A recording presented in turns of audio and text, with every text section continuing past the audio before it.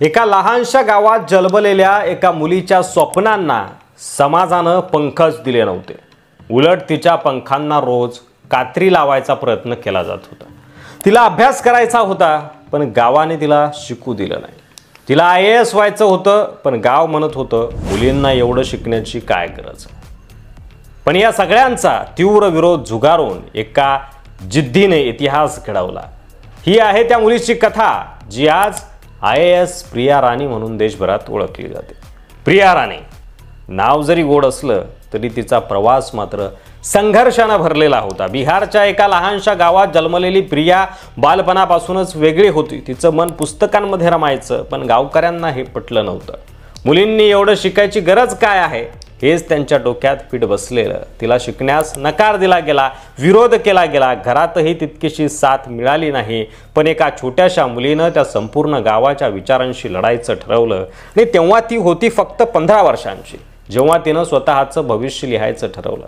तिने ठरवलं की मुलगी असली तरी मी काहीही होऊ शकते आणि मी होणार IAS ऑफिसर। या निर्णयानंतर तिनं गाव सोडलं, शिक्षणासाठी पटना गाठलं। ती एकटी अनोळखी शहरात, कुणी ओळखीचं नाही, कुणी हात देणारा नाही, पण तिच्या डोळ्यात एक चमक होती, स्वप्न पूर्ण करण्याची। ती रोज सकाळी 4 वाजता उठायची, अभ्यास करायची। तिचं सगळं जगच अभ्यासाभोवती फिरायचं। इलेक्ट्रिकल इंजिनिअरिंगची पदवी घेत असतानाच तिने UPSCची तयारी सुरू केली। पहिला प्रयत्न अपयशी झाला, तरीही ती खचली नाही। दुसऱ्या प्रयत्नात तिला इंडियन डिफेन्स अकाउंट सर्व्हिसमध्ये संधी मिळाली। हे यश कुणालाही थांबायला पुरेसं होतं, पण प्रियासाठी नाही। तिचं स्वप्न होतं IAS ऑफिसरच बनायचं। आणि मग आला तिसरा प्रयत्न। वर्षांची मेहनत, आत्मविश्वास आणि सातत्याचा संयोग एका ऐतिहासिक निकालात परिवर्तित झाला आणि प्रिया राणी या नावानं अखेर UPSCची टॉप लिस्ट गाठली। ती IAS ऑफिसर बनली। गावात ज्या रस्त्यावर ती कधी शाळेत जाण्यासाठी झगडायची, तिथून आता तिचं स्वागत मिरवणुकीत केलं जातं।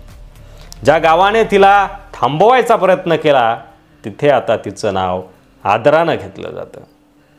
प्रिया राणी हिची ही कथा एक शिकवण देऊन जाते।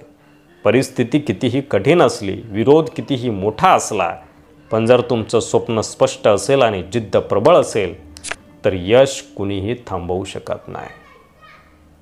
प्रिया राणी यांच्या या यशोगाथेवर, सक्सेस स्टोरीवर तुमचं मत अवश्य कमेंट करा। व्हिडिओ आवडला असेल तर जास्तीत जास्त शेअर करा आणि मराठी मंडळीवर नवीन असाल तर सबस्क्राईब करायला अजिबात विसरू नका। पुन्हा भेटू पुढच्या व्हिडिओमध्ये, तोपर्यंत रजा घेतो। धन्यवाद। जय महाराष्ट्र।